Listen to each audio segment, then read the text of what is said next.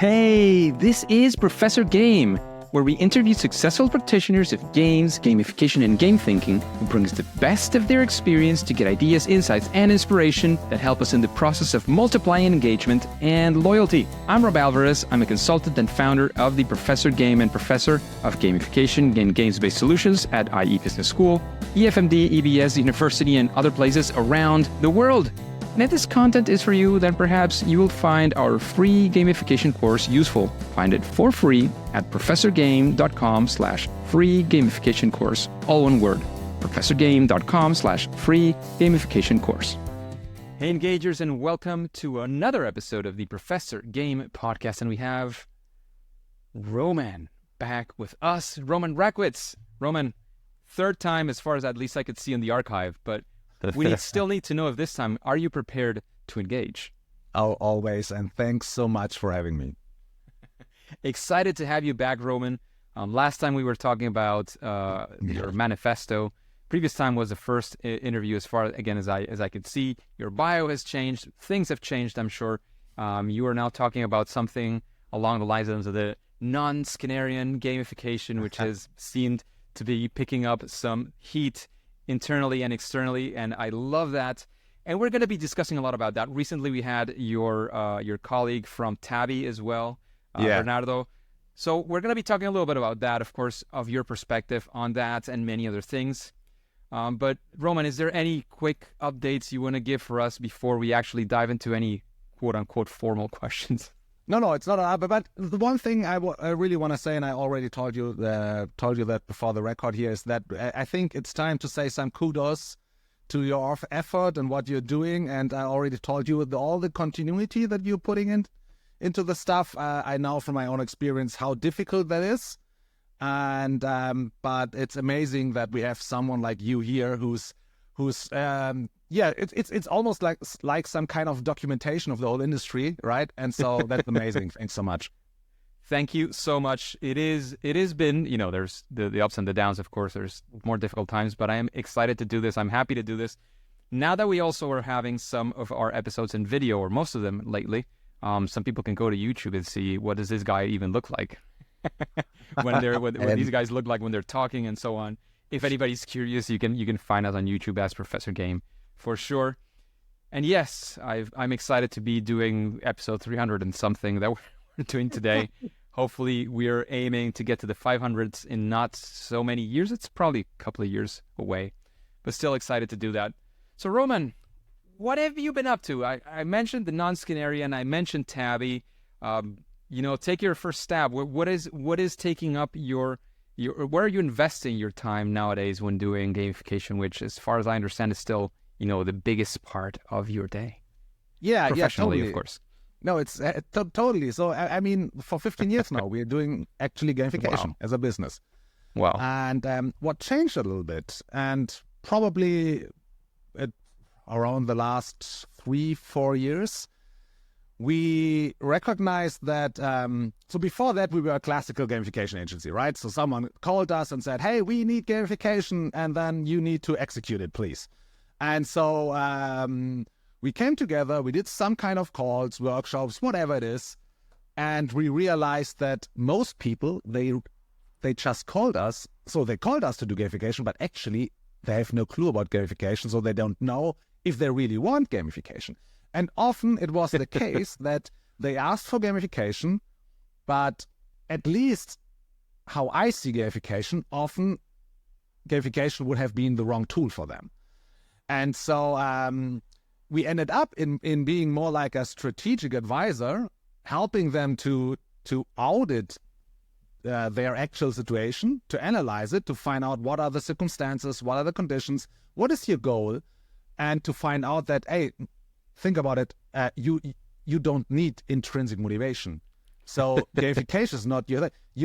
Of course, it would be great if we would have intrinsic motivation, but as you are measuring success or the KPIs, for example, let's imagine someone says, "Hey, we need people to use our software this way, or to buy that stuff in our e-commerce shop, or I want my employees to learn more about this software," or whatever it is.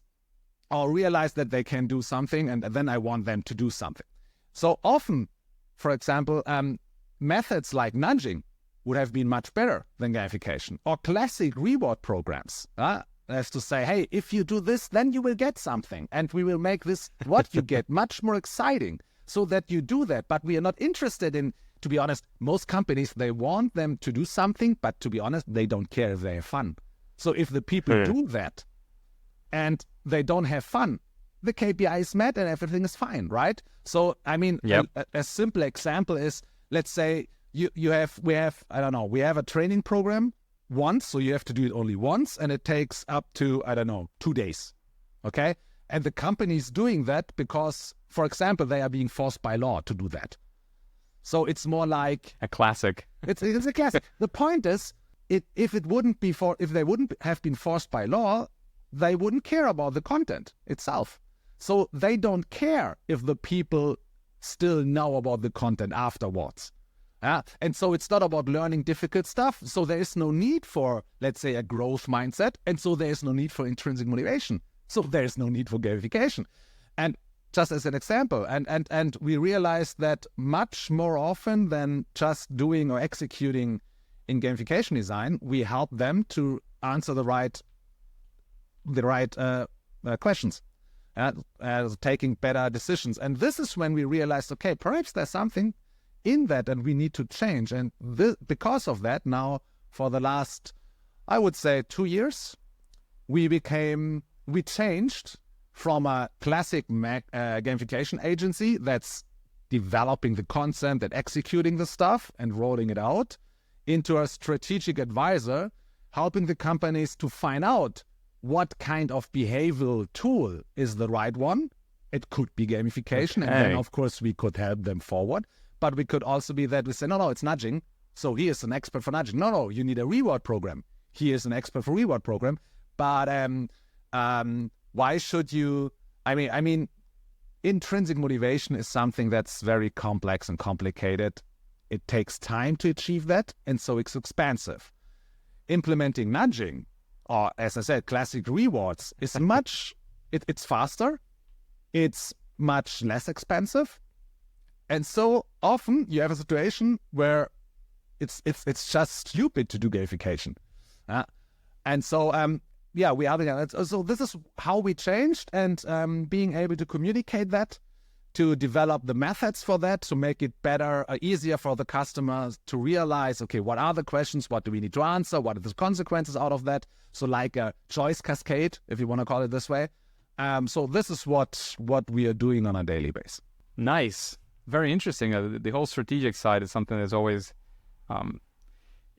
with calls with clients, there's sometimes where I find myself just like you, like I'm asking questions. And it's like, what? But this is not about what you're implementing. It's like, well, I'm first asking because I want to know if this is what you want it. You're saying you want to have a race car game around, people competing to get this or that. Does that really make sense? Right? People come with a fixed idea of something that maybe they want it. Is it really the right solution? What are you solving for? Right? And like, what is the problem that you're trying to solve?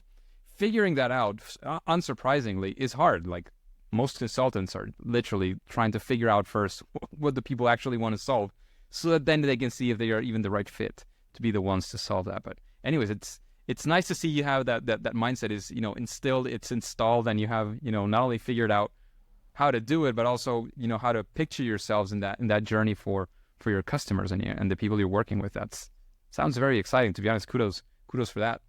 And thanks. One of the things that you were mentioning, and that I know it's been part of your spiel for a long time. I think probably ever since I've known about you, you've been sort of been a stickler about this, and I agree. In gamification, it's not just about the quick gimmicks that get you to a quick result, which it can. Extrinsic rewards, if only extrinsic rewards, only get you quick results that are not necessarily lasting for a longer period.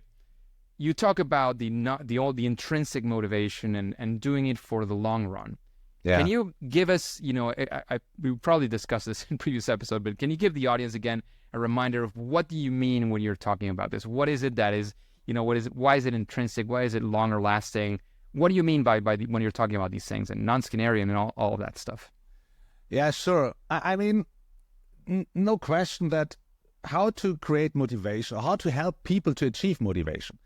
to experience motivation, how to design engaging products, processes, working environments, whatever.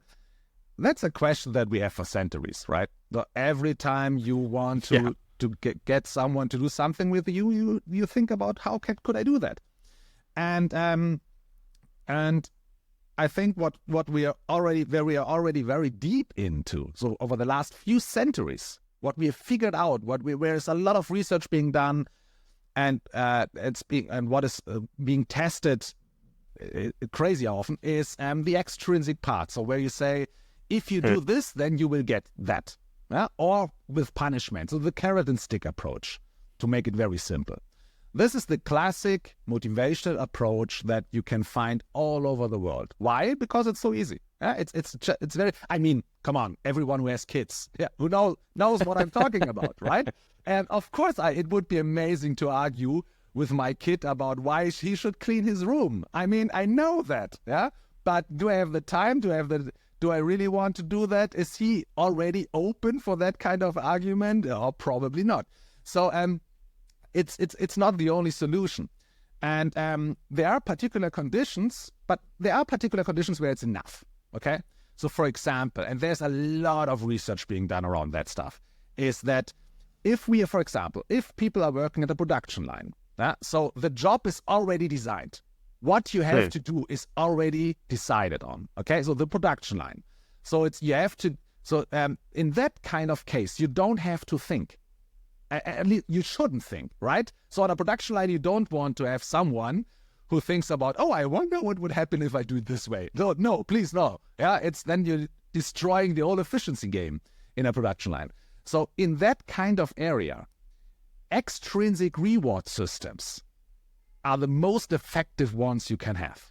This is proven by science. The one with the highest reward, who can get the highest reward, will probably, not always, but probably perform most effective in that kind of environment. And that's fine. And do you know what? I mean, look back over the last 250 years, the industrialization age, this is exactly the environment where we put people in. It's industrialization, it's production, it's only efficiency in the output. So everything is already designed, and now please do what you have to do and don't do anything else. Don't think, just do. Tedious mechanical work. And I'm going to have a small incision here, because I completely agree with you. Although if you talk to Toyota, and this dates back to the 80s, right, and their lean production system, they wanted their workers to execute and all of that, for sure.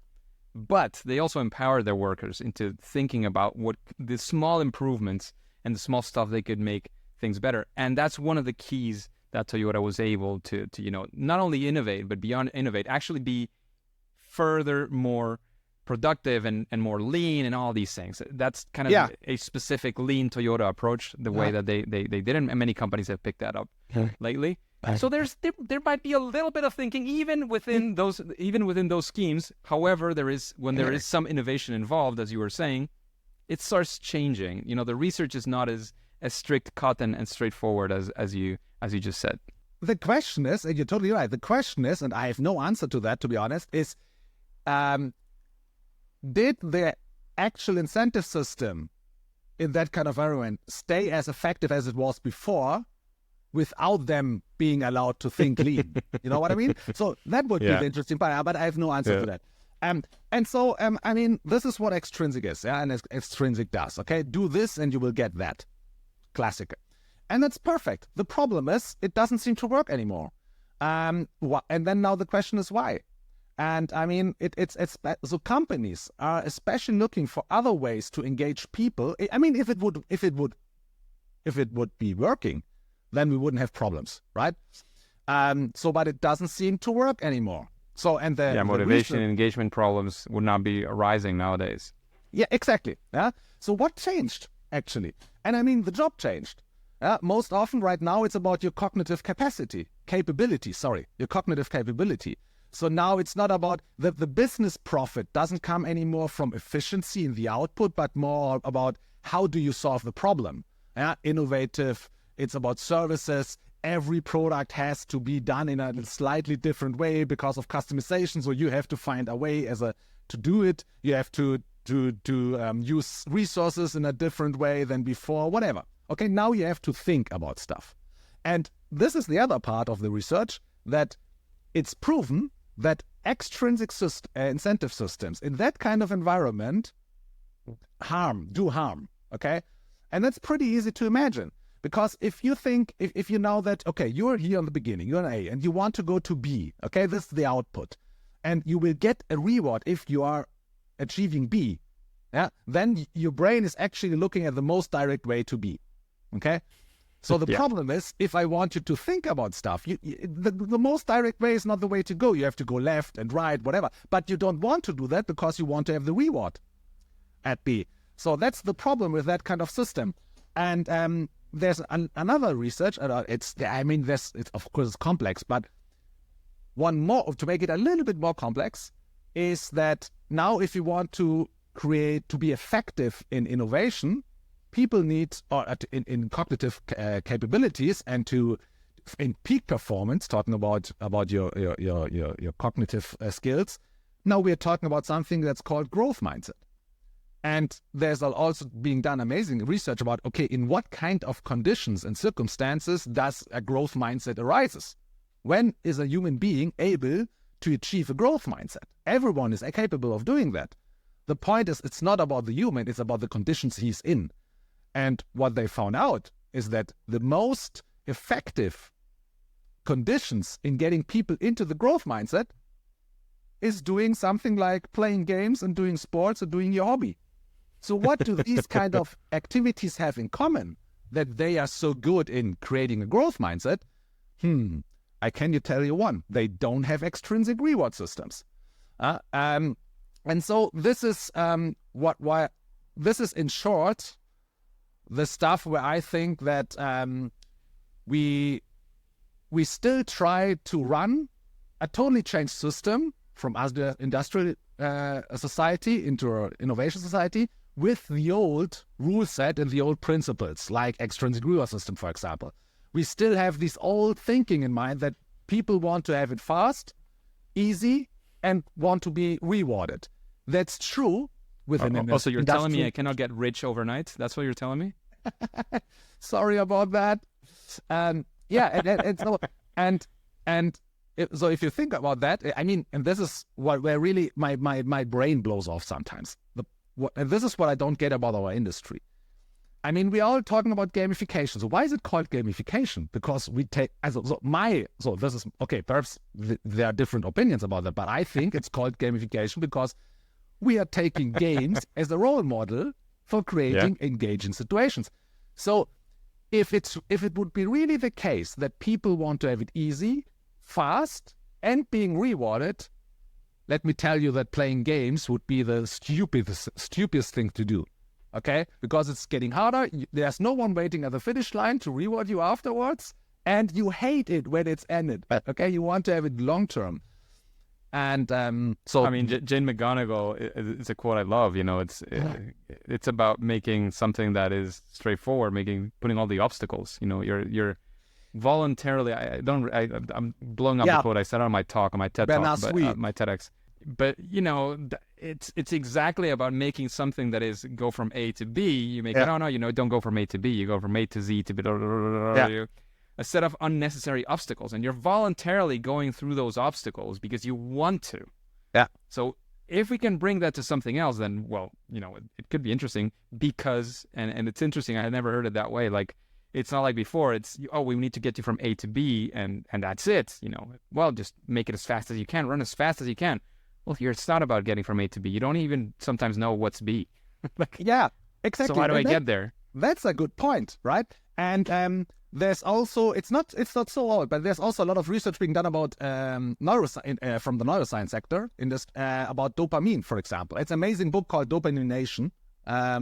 I really recommend that. And there's a lot of other kind of research being done. But what they have figured out is if you have an activity that you don't like, okay, let's say from on a scale from 0 to 10, 10 is you love it, 0 you hate it, okay? And you ask someone, hey, I mean, you're doing the job right now for half a year here at our business, at our company. How do you like it? And you say, oh, it's a 6. So, and then I would say, oh, really, it's a 6? Oh, I'm sorry about that. Do you know what? I really appreciate that you're doing that. Here's an incentive for that. The problem is, and now if you ask the same guy again, how would you rate the activity? Before he said 6, now he has an amazing reward, now he says 8. Because compared to the exciting reward, the activity seems to be even more annoying. Because he just wants to have the reward and the activity stands in your way. This is some kind of stuff that science knows, but industries ignore totally. And I think it's the responsibility of the gamification industry to educate them. Totally. Love it. And I think you said 8, but you meant 4 or 3 or something, because it's less. You hate it more than before, right? It was from 6 to something else. Because you said initially, you think it's 6. They give you a reward. Now it's less. Rob, thanks. Of course, it happens. It happens, man. You're an expert in doing lives, so I'm sure this has happened not 1 but 1,000 times before. I do lives, of course. I do conferences and these things, but it's different, right? It's different. Yeah. Good. Oh. I was just wanted to make sure I did get it right. Hey, I did understand what you were saying. For people paying attention, yeah, that's good. Cool. No, I love it. I love it because one of the things, and I talk about this with a completely different example, right? You know when they talk about the kid who loves drawing, right? And suddenly the parent says, "Oh, I'm going to give you a cent for every picture," right? And then it's like, "Oh well, but how about 2 cents, right?" And then eventually you say, "Well, look, I'm going to go broke. This kid's already asking for $1 or a euro, whatever you're into, right?" Every time he makes a painting, I have to stop. And if you stop, what happens? You murdered essentially the intrinsic motivation. With the extrinsic came in, slashed it over, and you killed it. And now there's no intrinsic. The 6 was probably because there was something interesting and intrinsically interesting about the job.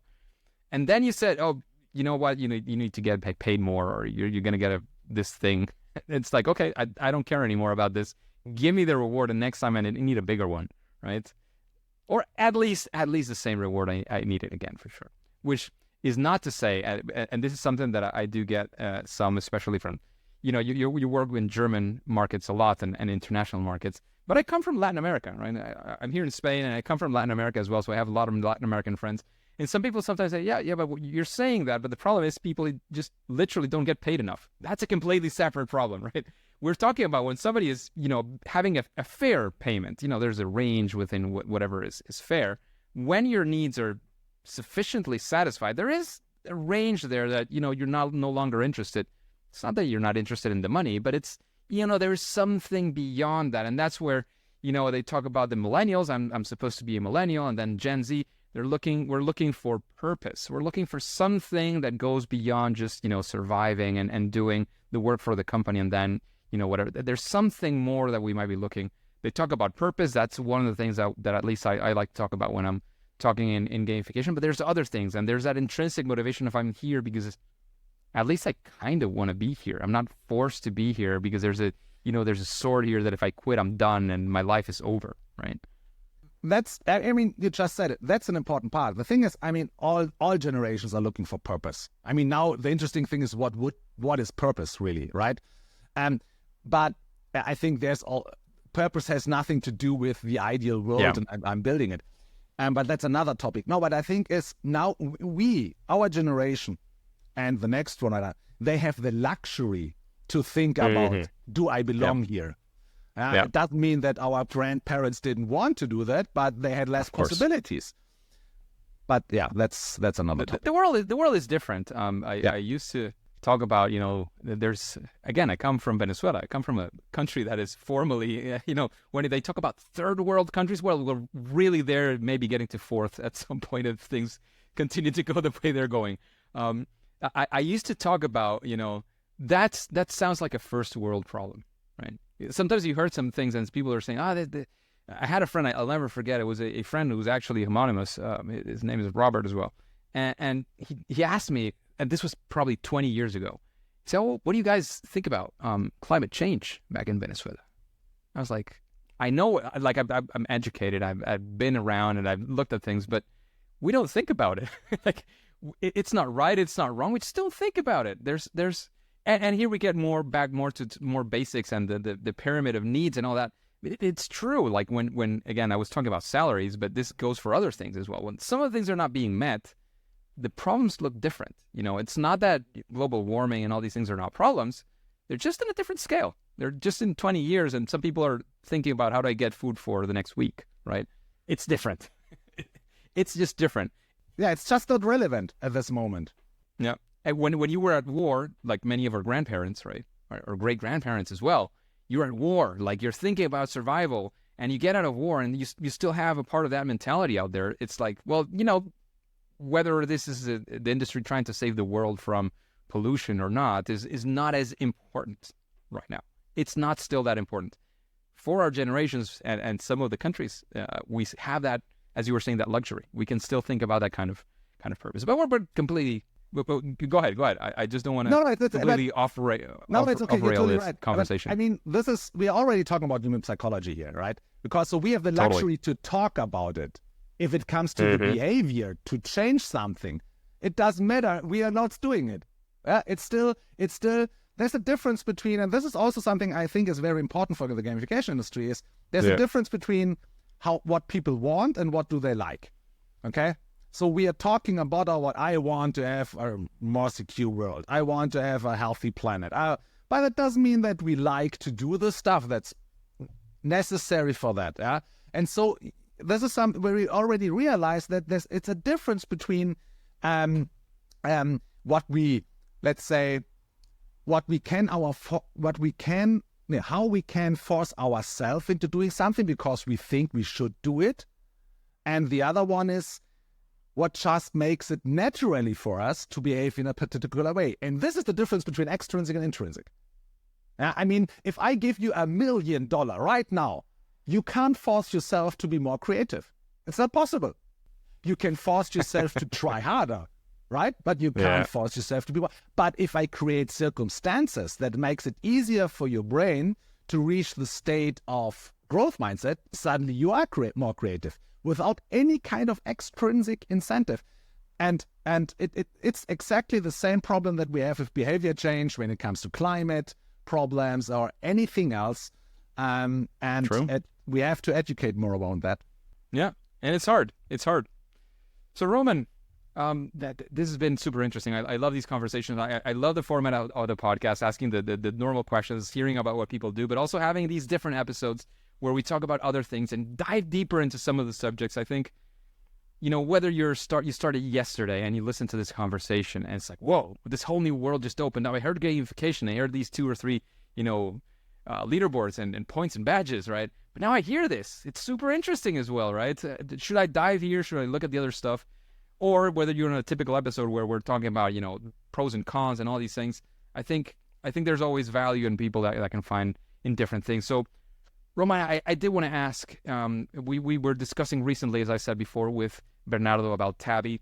So I wanted to spend, even if just a couple of minutes, getting your insights into, again, whether you want to sell a bit software or not, that's fine by me, but it's more about how did you guys, especially from your perspective, what took you there? I know Bernardo mentioned that Tabi means journey in Japanese, if I'm not getting it wrong, because you wanted to talk about the journey, and it sounds already intrinsic.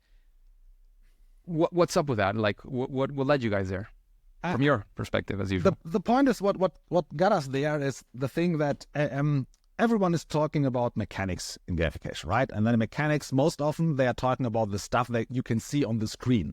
Yeah. So as if there wasn't some kind of games before the entertainment industry. So, but that's another point. But so they talk about, I don't know, coins, avatar, leaderboards, as you said, funny stuff, fancy looking, whatever. And the thing is that, as I said, from my point of perspective, I'm looking at intrinsic motivation starting with evolution. So from I learned most about intrinsic motivation from evolutionary biology, and so the question was always, okay, what's the least common denominator of everything that we are doing voluntarily just for the sake of doing it? Okay, and my core categories for that are games, sports, and hobbies, just in general. Of course, you can name different stuff or whatever, but especially playing games and doing your hobbies. This is what really fascinates me.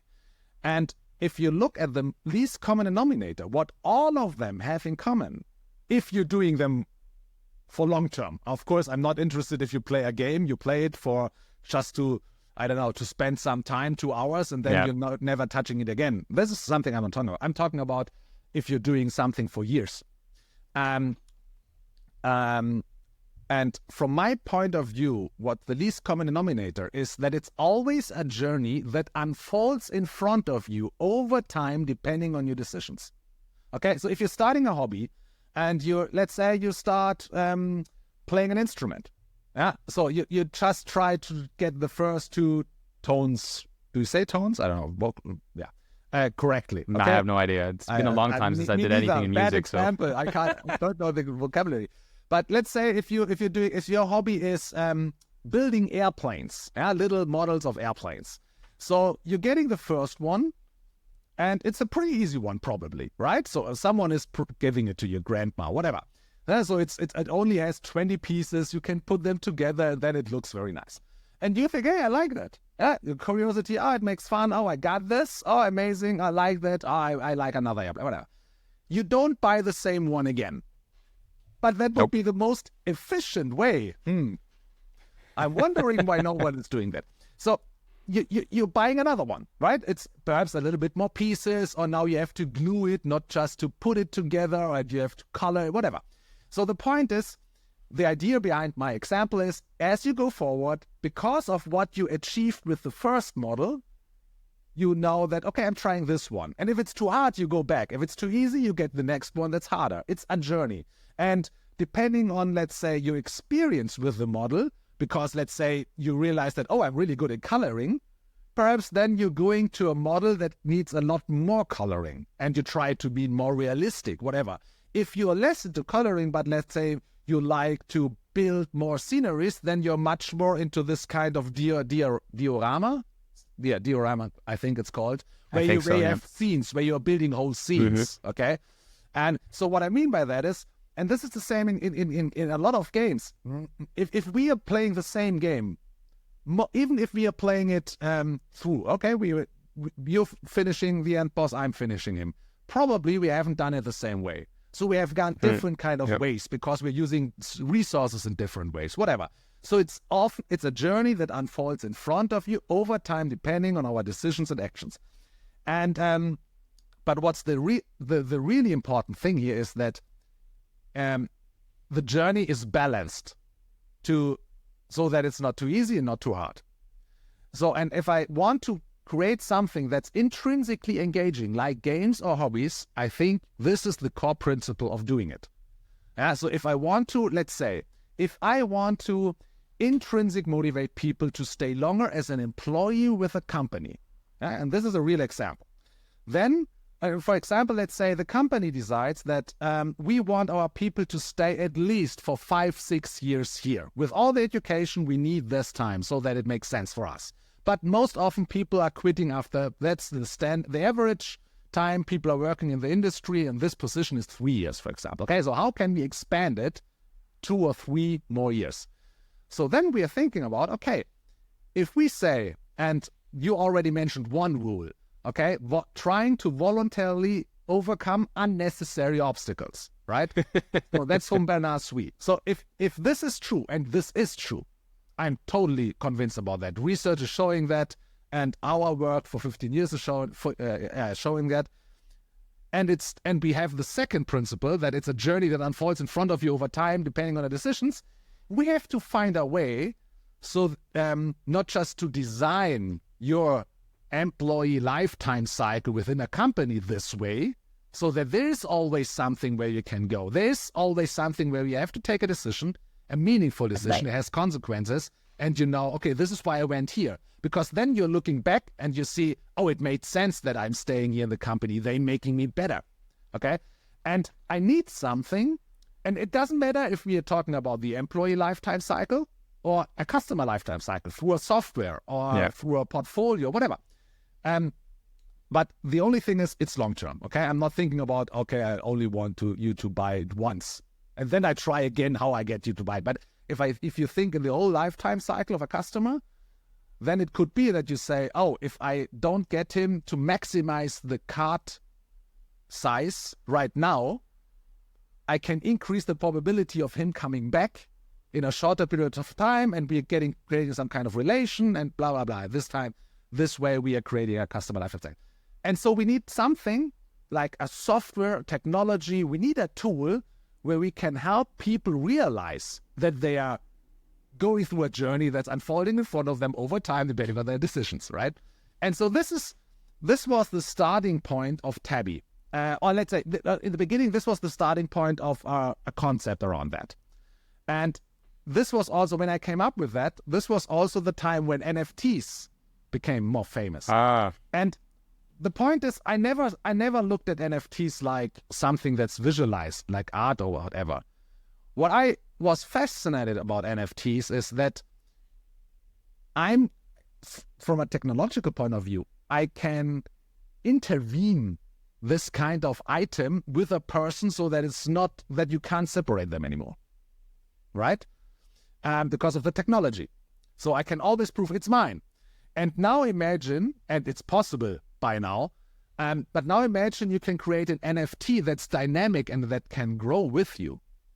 And then suddenly you have this kind of, because of the technology, you also have this kind of psychological effect that you own it. It's yours. It's like building up an avatar in a game.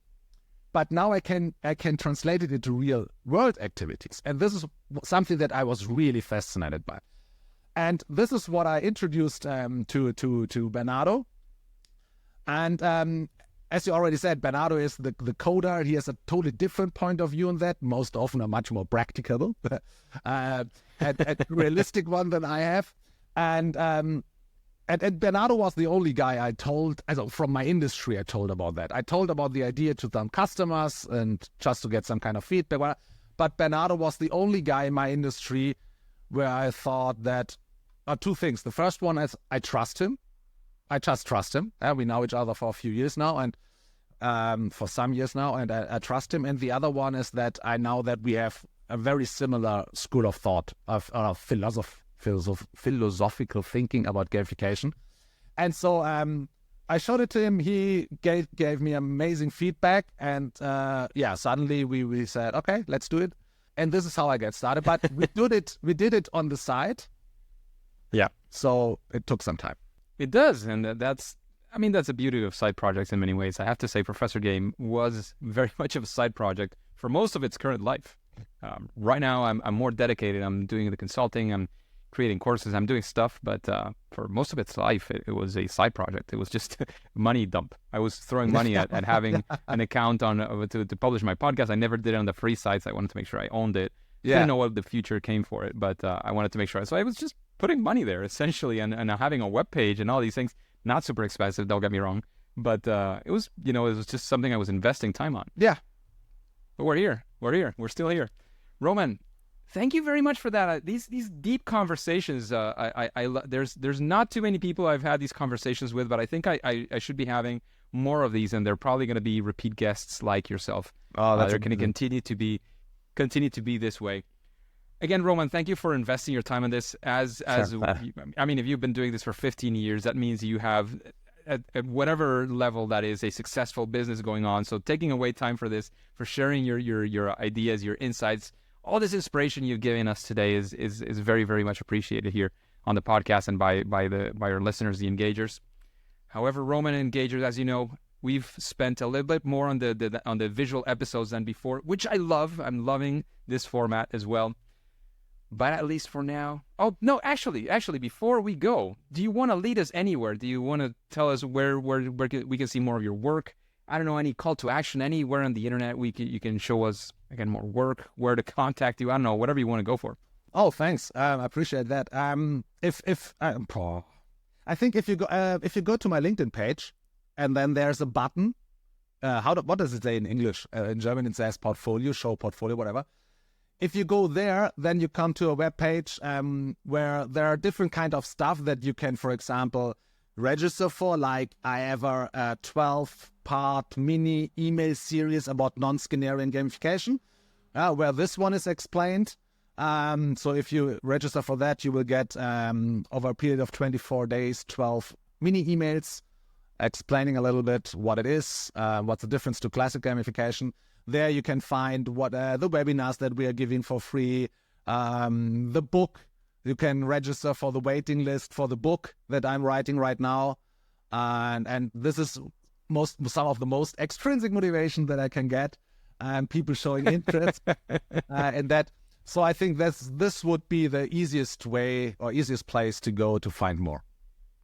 Sounds fantastic. Thanks again, Roman, for Thank this, you. for the work that you're doing, for pushing forward. I mean, not too many people have been doing this. And you were saying that, doing this for many years, when I got started, there were so many people that put on their LinkedIn, gamification expert, gamification whatever, right? I love the fact that there's relatively few people left that do this. And it means that since the wave of, this is popular on the internet, and if I put it there, I'm going to get a better SEO or whatever these people were thinking. This is over, right? So people who are doing it at least have a better chance of actually be doing or trying to do something good for the industry. And you've been there through those full 15 years. So thanks again for all that work, Roman. Thank you for being here today and investing your time with us. However, Engagers and Roman, at least for now and for today, it is time to say that it's game over. Hey, Engagers, and thank you for listening to the Professor Game podcast. And since you are into gamification and game-inspired solutions, how about you go into the free gamification course that we have for you? Just go to professorgame.com/free gamification course, all one word, professorgame.com/free gamification course, and get started today for free. After that, we will also be in contact and you will be the first to know of any opportunities that Professor Game might have for you. And remember, before you go on to your next mission, before you click continue, please remember to subscribe using your favorite podcast app and listen to the next episode of Professor Game. See you there.